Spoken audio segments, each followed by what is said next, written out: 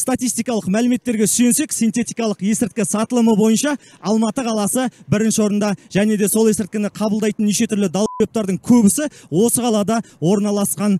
Сатумен айналысып жүрген қаншама жастарымыз ұстап, ебектерін сындырғанымен олардың саны азаяр емес. Қала аумағында пой жазылып тұрған сайттарға кіріп, тапсырыс бере салу 2-ақ минуттық жұмыс. Мен негізі Алматыда жұмыс істеп жүрген адам. Мына Олукста жұмыс қарап отырсам, қабырғаға объявление жабыстыру айлық 500 мың деп қойыпты. Бірден звондадым. Біреу көтерді, братан, сайттың атын жазу керек қой. Дворларға, мектеп, колледждердің ауласына деді. Не сайт деп ем? Мяу сататын магазин ғой, братан деді. Ойбай, кең ауыз мыс сататындардың ақшасы көп екен ғой да дедім да. Хорошо деп бірден келістім. 500 мың айлық кім беріп жатыр маған?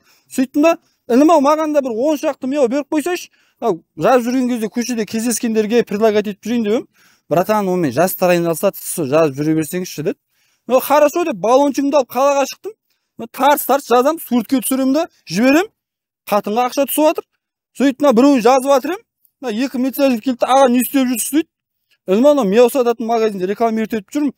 Мяу керек па? Бойдақ болсаңдар, қыздарыңа подарок етіңдер, болмаса өздерің алыңдар. Мяу деген жақсы ғой, антистресс, шаршағанды бастады деп жатыр ем. Қолымды қайырып, жерге жатқызып, мамалатып жатыр. Ең көріп жатыр қой, мяу деген наркотик екен. Ана 299 бап пропаганда деген бар, 3 жылға кеткенсің.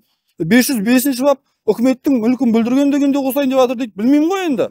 Жастар, көттерін қысшындар, япышамайттар. Көріп жатсыңдар ғой, такси ағалардың не болып баратқанын.